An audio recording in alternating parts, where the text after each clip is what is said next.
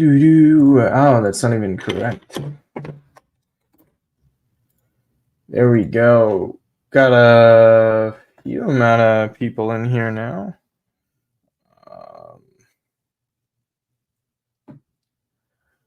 Let's see. At least two of you. To finally get this thing rolling for the live stream. If you're in here, go ahead. Feel free to comment. So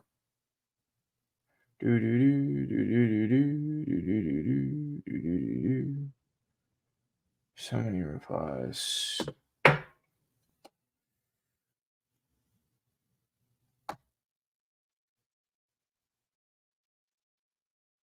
Okay, we got one commenter in here. Sorry. Couple of you guys. Oh, Ivan. CJ, yeah, Jimenez, amazing. Admiral, a throwback. How are you? Happy New Year. Happy New Year to you all that are tuning in right now. Happy New Year, Sabrina. I think I already messaged you. Could have been Christmas. I don't know. But either way, hope you had a great time with your family, just like everybody else for the new year if you celebrate. No Santangelo today, unfortunately. As far as podcast recordings go as well, guys, doesn't seem like we'll be having one this week. Just stay tuned for that. But again, we're going to just start off and talk about today's victory because that is the main storyline. We didn't really get to talk too much about Sassuolo. I know Santangelo went live on his Twitter for that. But again, back-to-back wins for Milan in both competitions in Serie A and Coppa Italia, putting four past a really lowly and terrible Cagliari was a great mentality booster, I think, for the club, considering the injury crisis, debuting all these young players, and I say debut as their first ever starts for the clubs with Traore, Romero, Simic, and Jimenez. That's all their first starting debuts for Milan, all of which have featured for the club so far. Traore also got minutes in the Champions League. So it was nice to see them build off of that. I thought Romero was probably the weakest link in the entire squad. Unfortunately for him, Traore, I would say pedestrian at times, but he won a couple of fouls. He obviously scored that goal. Doesn't really matter how poor the goalkeeping was at that point as well, because that was some shocking goalkeeping. Again, you get to rest Mike Magnan. Calabria comes off. Wasn't the biggest fan of subbing on Leao and Pulisic, but Leao gets his goal, so fans finally shut up. He finally scores at San Siro after all this time. Teo Hernandez, probably man in the match. I mean, there's so many players to really go through, and we'll get that up. But just want to say a couple of these things. I don't know what you're talking about, Pascal. I'm sorry. Admiral, great to hear that you're doing well. Darshan, great that you are enjoying the start to the new year with this victory. Yassine Adli should have had an assist today. I can't believe that Jovic miss was just devastating. Jimenez needs to change the haircut. Yeah, Salamaker's flashbacks. He definitely goes to the same barber. I don't think there's any denying that. I also don't understand the style. Maybe I'm old. Maybe I am way past it, but I don't understand it. But again, yeah, we can kind of go through everything with this, but obviously the main one being the advancement to the next round in Coppa Italia. We know we were on Inter's side of the bracket, or Inter were on our side of the bracket. So it's looking like a potential Fiorentina, Sassuolo, Atalanta are the big threats. Milan were to face the winner of Sassuolo, Atalanta for the next stage. They play tomorrow, I believe. So that is the one that you guys have to keep your eye on. If you're working, you're not able to tune in. So definitely look towards that match. I think that's really a good indicator. We'll see. We obviously just beat Sassuolo. We lost to Atalanta 3-2, but I don't think that match is at all reflective of the quality of both sides. Again, Renee tuning in here. Happy New Year's. Jimenez, yeah, who we'll get to in just a moment because I think he is the main talking point of today. It's not. Oh, they play on the 10th. Okay. I thought somebody plays tomorrow. Who plays tomorrow in Coppa Italia? Is it the other side of the bracket? I think Roma do. Let's see. Coppa Italia. No, Atalanta Sassuolo's tomorrow. Unless you were talking about Fiorentina, Admiral.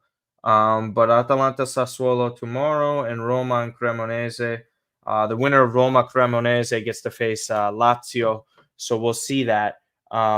Again, really, really fun. On the 17th are the other matches, Admiral, that you're referring to. So Bologna, Fiorentina, it's going to be Milan versus the winner of Atalanta Sassuolo.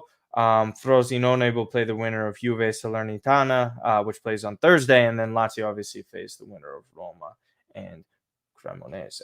Cremonese and Roma faced each other last year. Cremonese knocked them out. They got all the way to the semifinal. A club that got relegated didn't even win a match up until that point. No problem, Admiral.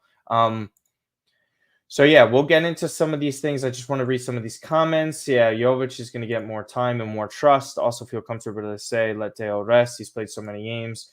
He's got an 8-day rest. He should have been subbed out today for sure. But you're kind of like, who's playing center back at that point? You don't really have one. Anthony, how are you? Happy New Year. Abate did a good job with these youngsters. Absolutely. Credit to everybody with the club at this point. Really just sitting there and having these players ready to develop in real time.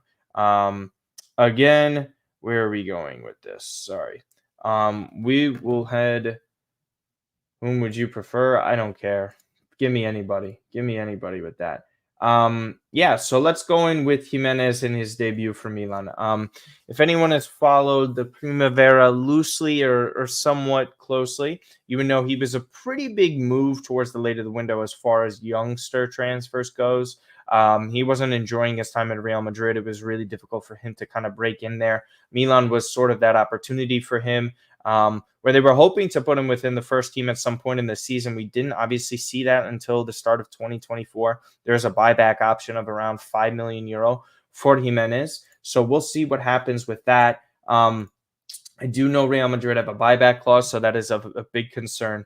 But as far as things go in terms of debuts and in terms of players being ready at the age that he is at, this was easily, in my opinion, the most impressive debut from a teenager for Milan. Since Donnarumma.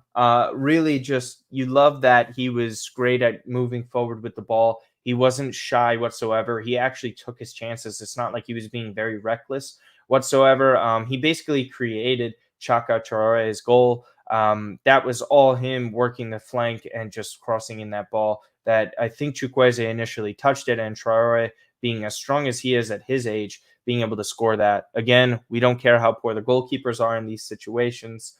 But again, Jimenez, just a really, really strong debut. He's everything that you want in a modern fullback: versatility, the ability to move up forward, up the pitch, and honestly being able to create with both of his feet. He's able to play right back as well. That's also where he profiles. But the fact that he could debut as a teenager, doesn't matter the competition. You're at the pro level. This is the professional level. I don't care what people are saying when they say, oh, it's just Cagliari and all this stuff.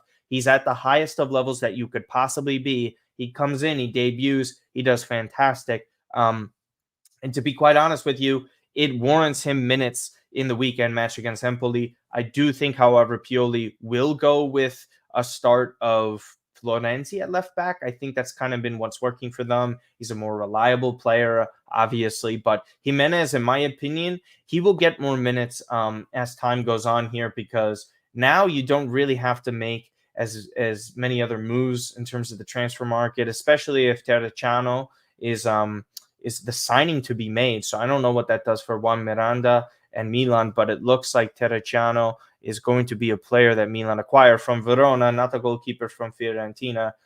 So we'll see what type of versatility he brings and what he is able to do with that.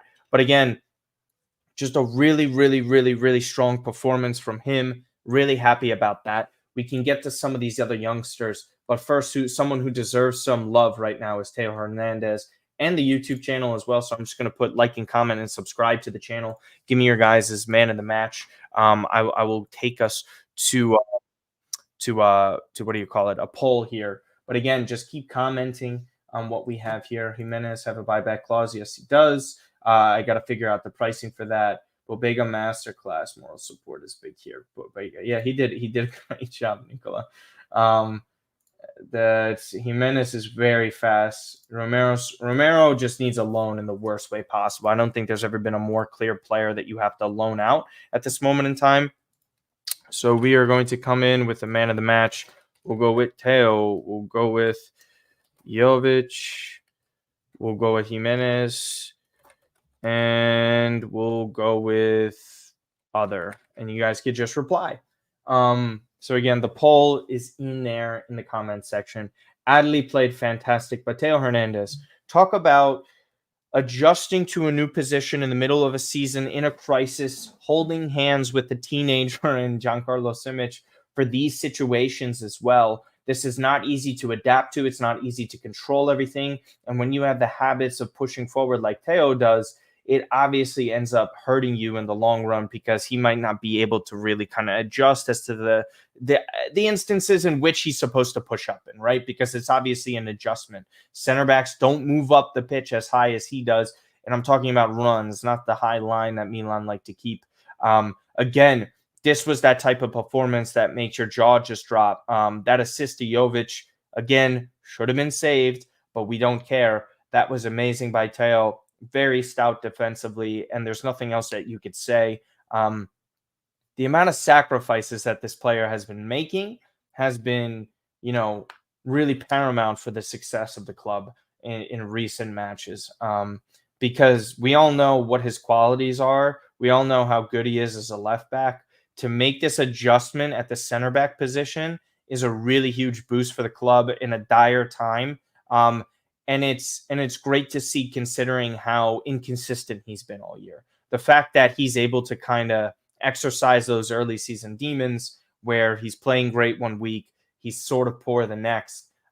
It's great to see that from Teo Hernandez and basically see the miniature version of him and Jimenez shine at the left back spot.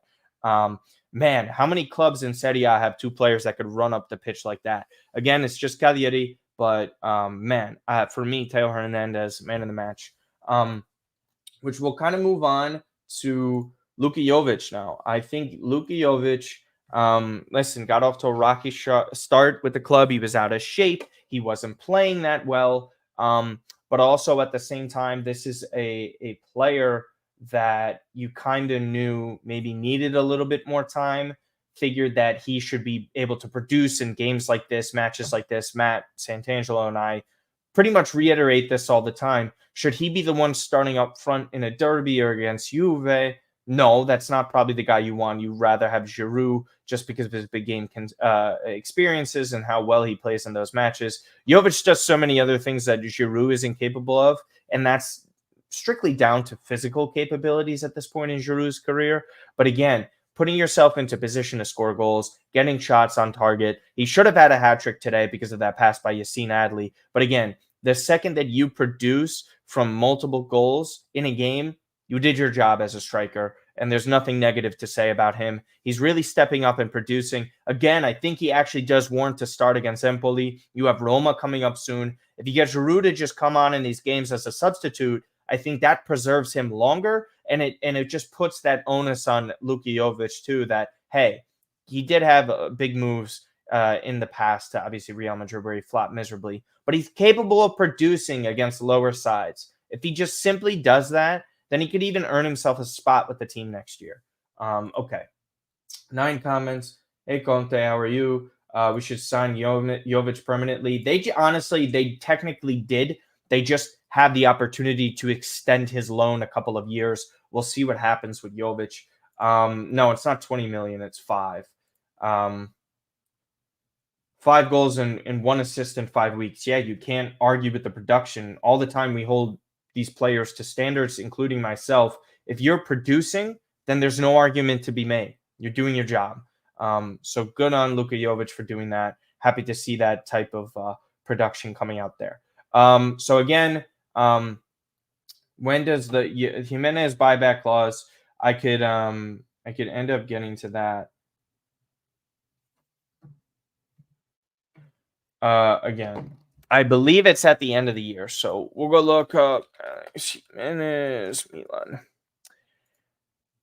Okay, so we'll go to the Sempre Milan article for this. So we'll just pull this up, guys. Jimenez is just 18 years old. Jimenez, highest paid player in Real Madrid's academy. I played 13 year. Milan have the option to buy at the end of the loan, coughing on 5 million. Milan will be willing to do that, but Real Madrid, there's no figure. There's no clear idea of what the figure is, according to this Sempre Milan article. So again, if you guys just want to read everything back for yourselves, I will just drop that in here in the comments section. Oops, don't want to do that. But again, that will be in the description there. You guys should be able to click the link. But again, that's a positive sign from him. Not going to worry too much about that situation. We'll talk about Yassine Adli now. Adli, we know, got his chance to debut, where Rade Krunic is still on the side, guys. Just not getting any minutes. Basically seems like he's been isolated outside of the squad at this point in time. Doesn't look like he has a future with Milan. We've seen reports today saying from Nicolo Schira saying 7 to 8 million would be the amount that they would be willing to accept for a sale like that. Fenerbahce has been that club that has been, kind of interested, but we haven't seen or heard of any real offers from them. I think if Milan get anything close to what they're asking for, Krunic is gone. Again, that would cost for double of what Terracciano is going to be costing Milan, which is around 4 million. And again, if you want to add towards Jimenez, this is a no-brainer of a buy here. You're probably going to have to barter and haggle with them. But Yassine Adli, sorry, let's get back into it.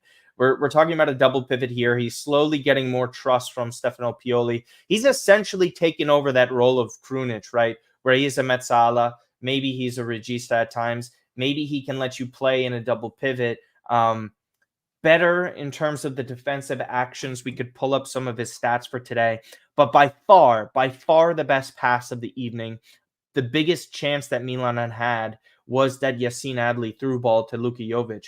I mean, just perfectly weighted through the defense, in behind, where it's not that far enough that the goalkeeper has to come out and make a play on the ball, but just enough that Jovic is on sides, he can get to the ball. Unfortunately, the angle that he took and the shot that he took was really horrid, didn't end up scoring. So kudos to Adli for the pass. Jovic ends up making up for it, as we all saw. But Adli, again, we're talking about 75 out of 83 passes, 90% clip from him. He dribbled once successfully, 5 out of 7 on the accurate long balls. He's won 3 out of 4 tackles, 4 recoveries. He committed 2 fouls, but was fouled once, so he's almost negating that. The ground duels were greatly improved. Again, this isn't some type of player that, probably would have been able to get a ton of minutes last year. We obviously saw him basically get none. But to have him have this mental capacity to overcome not playing whatsoever, basically being frozen out of the squad,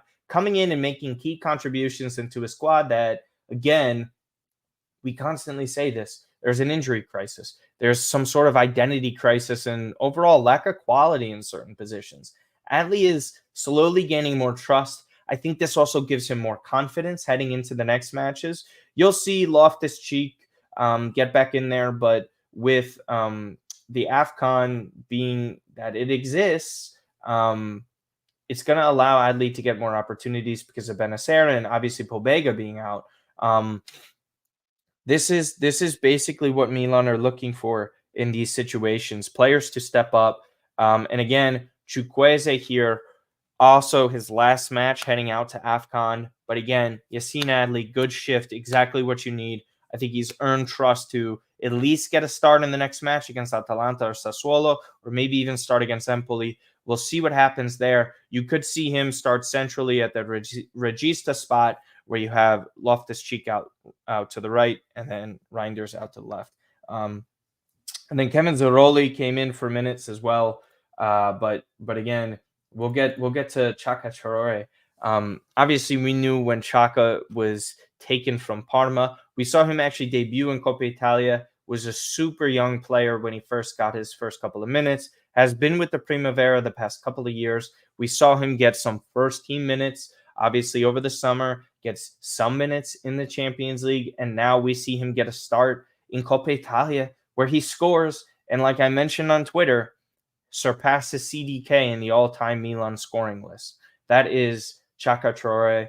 I thought it was a good shift by him. Again, not too many complaints as far as it goes for him. Did what he was supposed to do. I thought he was a little timid at times, not aggressive enough moving forward, but that's also a good sign to see patience in a young player where he's not going to force something up the pitch where he has the ball possessed in, the back middle half of our own half, basically at the halfway line. He passed it back. It was kind of shaky where he almost committed an error for them leading in towards goal. But again, you come in, you have the nose for goal, you get that shot off in a very tight space, you end up scoring. Again, there's not much else you could ask from Traore. Really happy for him. Good to see these players get these minutes. I will say that Luca Romero, not to really harp on the negatives, but I've never seen a player, not that I've never seen, I don't think it could be more clear on who needs a loan and who has to leave out of these players. Luca Romero just doesn't have it right now. This is a player who's clearly out strengthened almost every single time he's on the ball. I don't think he has any spatial awareness of where he is on the pitch. Kind of wanders off to the right. You see some of the link up play with Calabria and Chukwueze in that first half where Romero has 5 to 10 yards of space to run in from behind. His back is turned towards the face of goal. He's not even actually looking in that instance to do anything. It was around the 15th minute. If you want to go back and watch this match in the 15th minute or so, you see this kid just stand there where Calabria has the ball and he's looking to link up with Chukwueze. Romero can run in behind, okay, and have plenty of space towards the corner where he could either swing it across or attack inside the box. Luka doesn't know any of those instances and basically freezes up. And almost every single time he should be keeping his head up and scanning the pitch, he has his head down and he's sort of like worried about losing the ball, is the sense that I get from him. Whether or not that's what he thinks is separate, but if we're really talking about just a player that doesn't really know where he was supposed to be and looked lost, it was Luca Romero. And I think a loan for a player like this at such a young age, despite getting a debut, didn't get much playing time at Lazio, not much playing time at Milan. He has to go somewhere that's going to trust him and give him time to develop. Because otherwise, I think it truly is a waste of his time right now. Because I don't see how he's going to improve. He has a body to just put in there. But yeah, not really it. Not really it for me. So yeah, I think Simic was timid as well. So again, I think to go back to the youngsters that were playing today, I think he had that one pass towards the end. I think it was basically his fault on that goal. But man, I got to tell you, Milan in this situation, not the greatest of all time. Again. So again, guys, leave your comments. Let us know who the man of the match is. We have a couple of. Sorry if I keep looking at my phone, by the way. Get some likes up in here. There's 100 of you. If we can get to 20, 30 likes, we're 100 subs away from 4,000 subs. It was a milestone that we did want to hit towards the end of the year. It's the start of the year now, so hopefully we can get more opportunities for that. Listen, 100 of you are in here right now. Not all of you are subscribed, but if you are, thank you. We appreciate it. Also, go follow us on the podcast that's been on the ticker this entire time. And if you're new to the channel, please come and tune in. Very happy that I was able to do a weekday review of a match. So really, really excited to get that done. We've been here for around 25 minutes or so. There's not too much in terms of recapping this one. We can basically get on to the next side of things. So again, you can go follow Matt and all that stuff over there. There is a match against Empoli this weekend. Again, we might see Daniel Maldini, but good Lord, Empoli are terrible. Talk about another match since November 12th against Napoli, of course, of all teams. They've lost, draw, lost, draw. They have, 2 to 3 wins in Serie A this year. Just a really terrible team. They lost 7-0 to Roma earlier this year. This is just not a sign that Milan could drop points again or should drop points against. I think it would be would be one of the bigger disappointments in this entire thing. Sorry, I have to See, little trick right here. Get an object to be focused on. We're going into blurs. Sorry, it looks so bad. It looks so bad. But again, winding on down towards the end of this stream, this Empoli match towards the weekend, and it looks like we're about to wrap up the poll. I'll end it right here. But Teo Hernandez, my goodness, Teo getting 55% of the votes, Jovic 41%, and Jimenez 2% with the 67 votes that were placed for the man in the match in Cagliari and Milan. So yeah, any other final thoughts before we head out here? We really appreciate all the support from everybody. Again, Matt and I will be back. All you have to do is just tune into that Milan podcast. Try and figure out when we'll be live next. Probably later in the day on Sunday. After everything, we'll do a post-match recording for the podcast. But again, it's just tons of support. Terracciano. Okay, yeah, we'll get into Terracciano real quick. So this is a very versatile player. He's played left back, right back, even center back at times. So it's been a really good use for him to get that experience at Verona. He's such a young player as well. I think it's an opportunistic deal for Milan. Obviously, when you have the growth decree being shunned away, you kind of actually have to look in your backyard, and that's in Serie A. With this Terracciano move, I think this is going to be something that Milan are going to be able to, I don't know, take advantage of a younger player that is at the fullback position. We don't have a ton of true fullbacks at this point, right? Yeah, Bartezaghi, Jimenez, even Kalulu is sort of like this emergency fullback option. He's not a true fullback. With Terracciano, you get somebody who has Serie A experience. You get somebody that could eventually replace Florenzi in the long term because he is not that young and he's still on a very expensive contract. And so with that, I think you can honestly look for improvement from Milan depth-wise. And it's still nice to have an Italian there because that is important in terms of squad construction and just overall moving forward. It's nice to have players like that. And it's at a reasonable price, most of all, right? Very reasonable price. What do you think of Dia for 15? What do you mean? Will Dia for 15 million? No, thank you. No, thank you. I think good player, but like I'm just under the ideology of this.